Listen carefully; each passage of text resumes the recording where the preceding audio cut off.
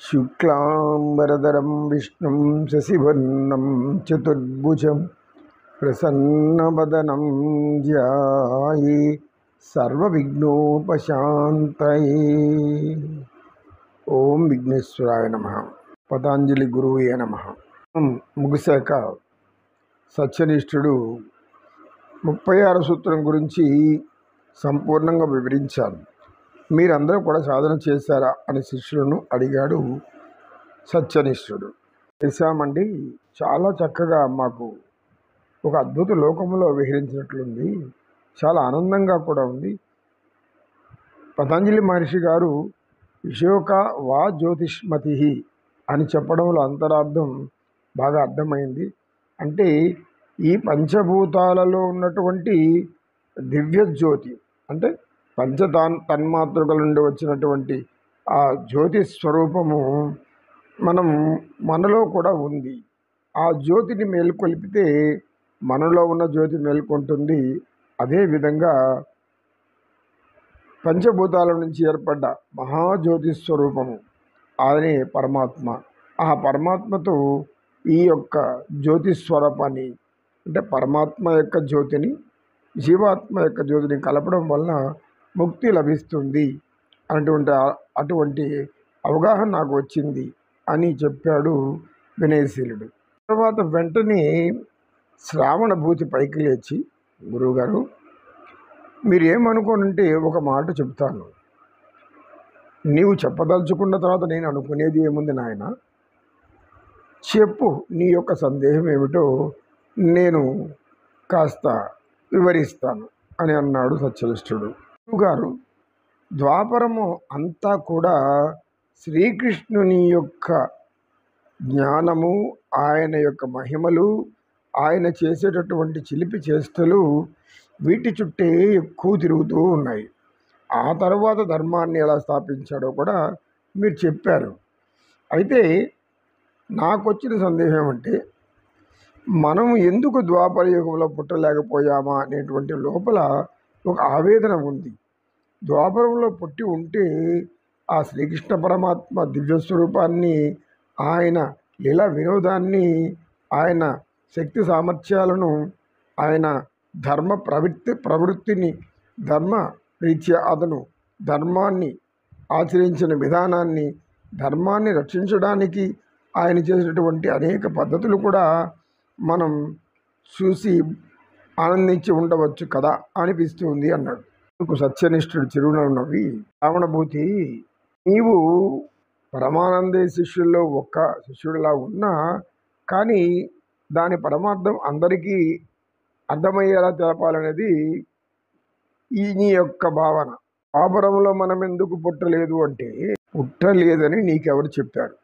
ద్వాపరంలో నువ్వు నేను ఎవరు లేరని నీవెలా చెప్పగలవు అని అడిగాడు. అందుకు ఏం చెప్పలేకపోయాడు శ్రావణభూతి. ఉంటే మరి ఈ జన్మలో ఎందుకు మనం ఇలా పుట్టాము అన్నాడు వినయశీలుడు. అయితే మీకు సంపూర్ణ జ్ఞానం అనేది ఇంకా పరిపూర్ణం కాలేదు.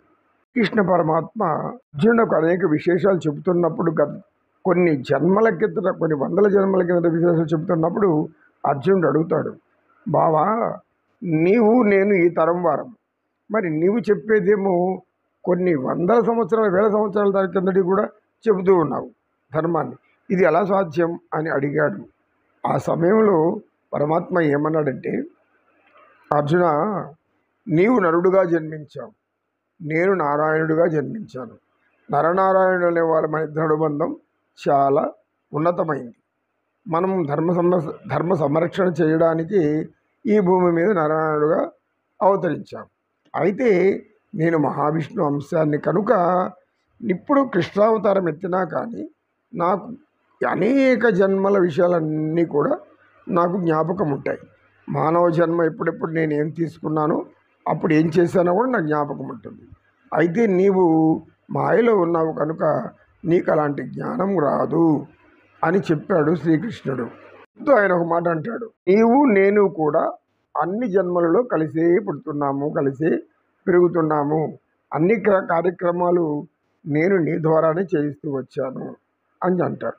కాబట్టి ద్వాపరంలో మనం లేవని నువ్వు అనుకోవడం అజ్ఞానం. ఎందుకంటావా? ఈ భారతీయ సనాతన ధర్మంలో ఉన్నటువంటి వేద విజ్ఞానం అంతా కూడా ఏం చెబుతుందంటే, అయితే సత్వగుణ ప్రధానులై ఉంటారో, సత్వగుణ ప్రధానంగా తీసుకున్నప్పుడు ఆ యుగంలో ఎవరైతే ఉన్నతమైనటువంటి దైవాంశ సంభూతుడిగా జన్మించి ఉంటారో వారిని అంటిపెట్టుకుని తిరుగుతూనే ఉంటారు. అదేవిధంగా మనం కూడా కృష్ణ పరమాత్మ సేవకుల్లో ఒకరుగా ఉన్నాం కనుక ఆయన సేవలో ఆయన చేసేటువంటి అనేక లీలలు వినోదాలు చూసాం కనుక ఇప్పుడు మనం చర్చించుకుంటున్నాం. ఎవరైతే ఈ యొక్క కలియుగంలో మహావిష్ణు అవతారాల నుంచి మానవ జన్మ ఎత్తినప్పటి నుంచి ఆ యొక్క ధర్మ విశేషాలను, ధర్మ ప్రవర్తనను, ధర్మ రక్షణను, జన సంరక్షణ, దుర్జన శిష్టన, వారిని కాపాడడం, దుర్మార్గులను శిక్షించడం. మన దేశంలో ప్రపంచంలో కల్లా అధిక మానవ స్వరూపాలు కలిగిన దేశాలలో మనం మొదటి స్థానంలో ఉన్నాం. కోట్లాది మంది మన దేశంలో జన్మిస్తూనే ఉన్నారు, పుట్టున్నారు, పోతూ ఉన్నారు. అయితే ఈ కోట్లాది మంది కూడా దైవ జ్ఞానాన్ని ఆనందిస్తున్నారా? ఆలయాలకు పరిమితమై ఆలయాలను భగవంతుని దర్శించడం అది ఒక పద్ధతి అయితే, ఆయన యొక్క మహిమలు, లీలా వినోదాలు, ఆయన ధర్మాన్ని రక్షించడానికి ఆయన చేసినటువంటి అనేక ప్రయత్నాలు, అనేక యుద్ధాలు, వీటి గురించి ఎవరైతే చర్చించుకుంటూ ఉంటారో, ముఖ్యంగా రామాయణంలో రాముని యొక్క పవిత్రమైనటువంటి రామరాజ్యాన్ని గురించి ఎవరు చెప్పుకుంటూ ఉంటారో, సీతారాముల జీవితాన్ని గురించి బాగా సంపూర్ణంగా అర్థం చేసుకొని అందులో ఉన్నటువంటి అనుబంధము, ఆ అనుబంధం మధ్య ఎలాంటిది ఉండాలి? ధార్మికమైన అనుబంధం ఉండాలి. ధార్మికమైన అనుబంధం లేకపోతే అది అనుబంధం కాదు, విడబంధం. ధర్మం అంటే ఏంటి? మనం అనేకసార్లు చర్చించుకున్నాం. వయసులో ఎవరు ఏ ధర్మం అనుసరించాలో ఆ ధర్మమే అనుసరించాలి. దానిని స్వధర్మము అంటారు. ముసలితనంలో ఉన్నటువంటి వ్యక్తి ఏ ఒక్కటి ధర్మాన్ని పాటించాలి, అలా ఉండాలని అనుకుంటే అది చాలా భయంకరమైనది. అతనికి నరకం తప్ప ఇంకోటి ఏమీ ఉండదు.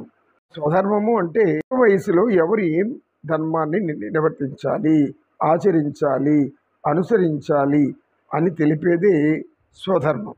ఇలాంటి సత్పురుషులు, యోగులు, జ్ఞానులు, తాత్వికులు, ప్రవచనకారులు అనేక మంది చర్చిస్తూనే ఉంటారు, చెబుతూనే ఉంటారు. వారి నోట వెంట హరినామస్మరణము, హరనామస్మరణము ఈ రెండు, అదేవిధంగా సకల దేవతల యొక్క నామస్మరణం కూడా ఉంటుంది. ఇటువంటి వారిని తలుచుకుంటూ వారి గుణ విశేషాలను చర్చించుకుంటుంటే వారందరూ కూడా అటువంటి యుగాలలో జన్మించిన వారే అని మనం గుర్తించాలి. కోట్లాది మందిలో ఎంతమంది ఇలా చేస్తున్నారు? ఎంతమంది జ్ఞానానికి దూరంగా ఉన్నారు? ఎంతమంది భక్తికి దూరంగా ఉన్నారు?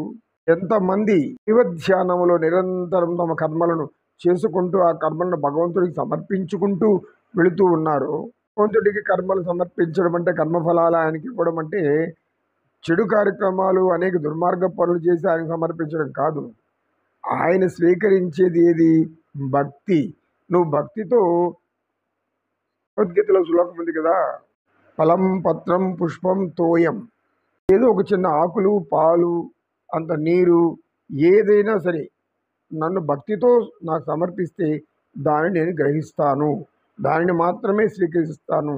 ఇంకా భక్తి, జ్ఞానం, కర్మయోగం ఇవన్నీ అనుసరించేవారు ఆయన అవతారాలు ఎత్తినటువంటి అన్ని సమయాల్లో, అన్ని యుగాల్లో జన్మించి ఉంటారు. మనము కూడా దాన్ని చర్చించుకుంటూ ఉన్నామంటే మనం కూడా అప్పుడు జన్మించి ఉంటాము కనుక. అయితే జన్మల వలన ఏమవుతుంది? సాధారణంగా మానవుడికి పూర్వజన్మ స్మృతి ఉండదు.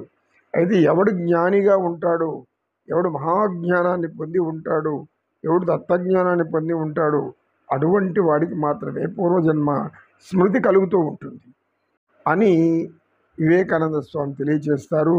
యోగశాస్త్రం కూడా అది తెలియజేస్తుంది. ఇంకా మనము లేమనే బాధ వలదు నీకు, ఉన్నాము, ఆయనకి సేవ చేశాము కూడా. దక్షిణేశ్వరుడు చెప్పి, ఓం సర్వే జనా సుఖినో భవంతు, సమస్త సన్మంగళాని సంతు. ఓం శాంతి శాంతి శాంతి. ఏతత్ సర్వం శ్రీకృష్ణార్పణమస్తు. ఓం తత్సత్. కృష్ణం వందే జగద్గురుం.